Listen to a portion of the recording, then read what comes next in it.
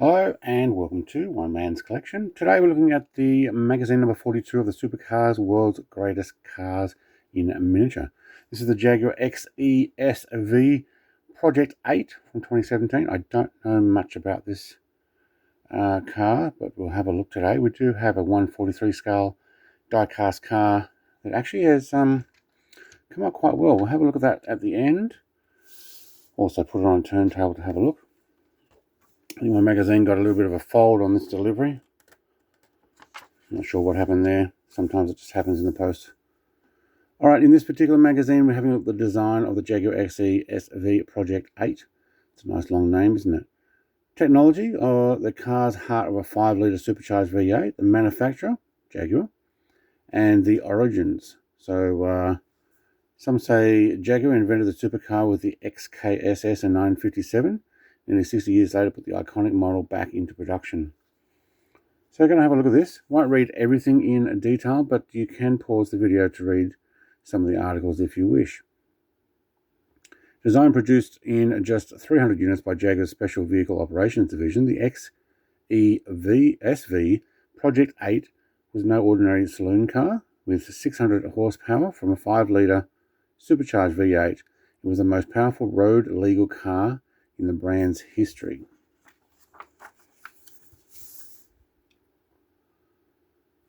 Pinnacle of the world's performance sedans. It was a claim made by Jaguar when it covers first came off in XE SV Project 8. Maybe I should just call it the Project 8. This is some sort of final concept there. Actually looks pretty good and fairly close to what they released. Wheels obviously are hugely different. But that's actually fairly close to what they've come up with.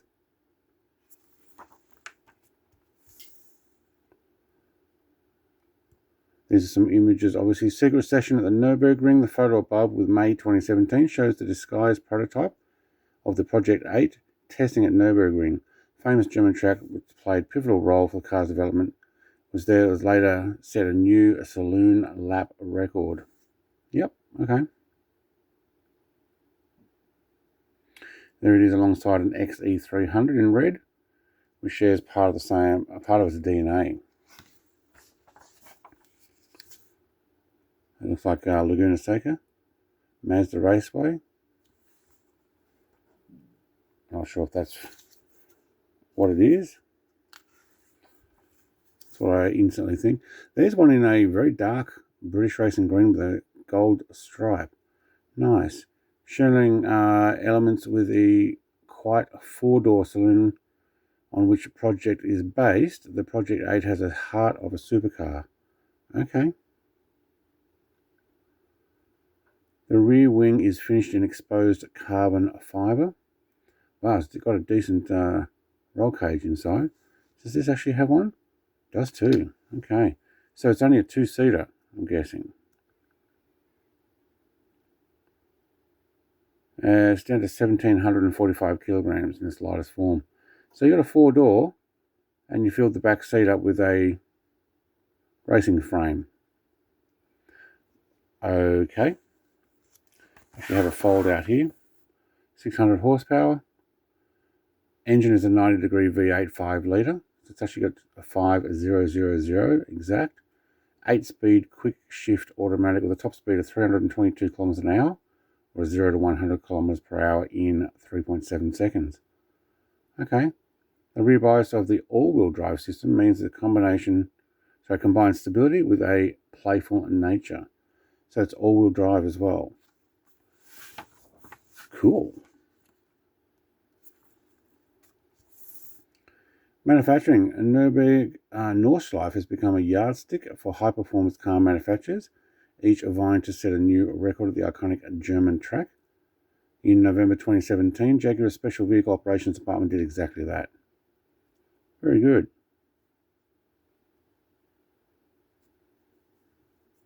They say here what they've done. In the hands of the Belgian racing driver Vincent Rademacher, pre-production Project 8 laid down a lap of 7 minutes 21.23 seconds. almost 11 seconds faster than the previous lap record of a 4-door production car. Is it really a 4-door car if you're only making that rear door open to get to the roll cage? Well, okay, technically you've got 4 doors that can open. It's really a coupe when you can't do anything in that back door. Jaguar has a long and distinguished history in motorsport. Most recently, the company has become one of the stars of the FIA Formula E Championship. Electric cars. Yeah. Glory without end. A couple of test drivers. Puts it through his pace. Both been works drivers for Jaguar in the past. Taking the wheel. Instant at Coventry Group C on the track in Europe. Okay. And the United States in the 80s and 90s. Okay. Looks nice in blue. Alright, Origins. 1957, as the D-Type racing career was starting to wind down, Jaguar set about converting 25 unused chassis into a road-going model known as the XKSS. Before it could do so, a fire swept through the Browns Lane factory, destroying 9 of the cars. 2016, Jaguar's Classic announced plans to build the 9 final cars and finish the XKSS production. Wow. Okay.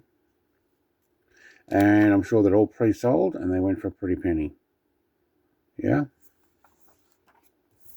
Maybe one going to a display somewhere. What do you reckon? Probably. All right, moving on. Next magazine, the Horawa Roadster. I don't know how to pronounce that, but Pagani. And then an Alfa Romeo 4C. Nice, cute little 143 scale car. I may get to a stage where I've finished going through what I've already opened to some of my unopened. So we'll see how we get that in the future. Maybe I'll open them on video or not. Having a look at this car, the 143 scale. Look, it's got a nice speckled orange paint on it, which is actually pretty good. Got your black stripe down the front. You also got the Project 8 license plate. I'm glad they've at least put a license plate on the front there. I do have an orange speck inside underneath the mirror there. You can see that on the camera there.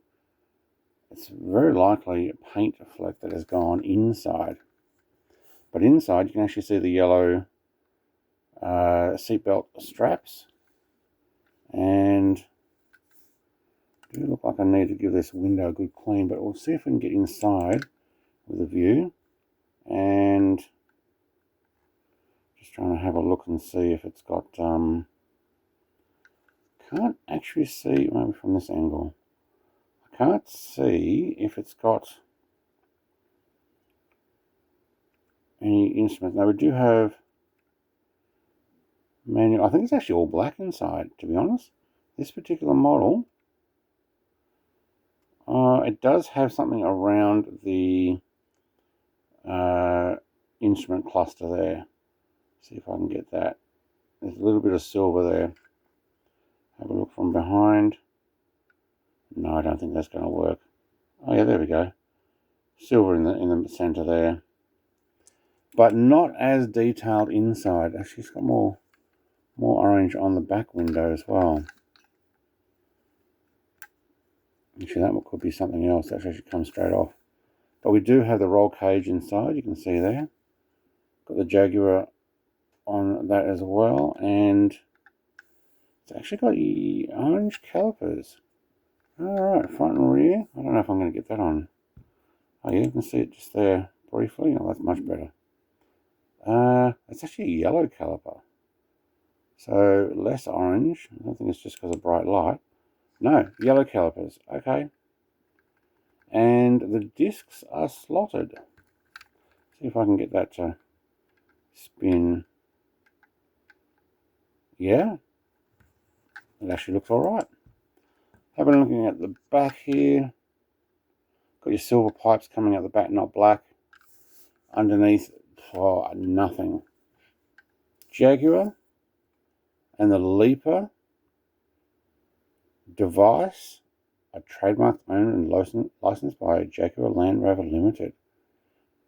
Is the Leaper is that the Jaguar that is supposed to be like the jumping there? It's got to be called the Leaper. Alright, XE SV Project 8 underneath, 143. It doesn't say where it's made. And to be honest, nothing else on this particular model. These are rubber tyres, although these ones seem to be a little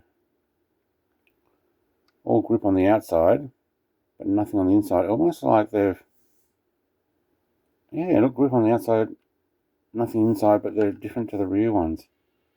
Interesting choice. I wonder what's going on there. Maybe they needed a certain width. I'm going to put that on the turntable. You can take a closer look without my hand being in the way, and I'll come back with magazine number 43 next week. Thank you very much for watching. Like, comment, and subscribe. Have a great day. Cheers. Bye.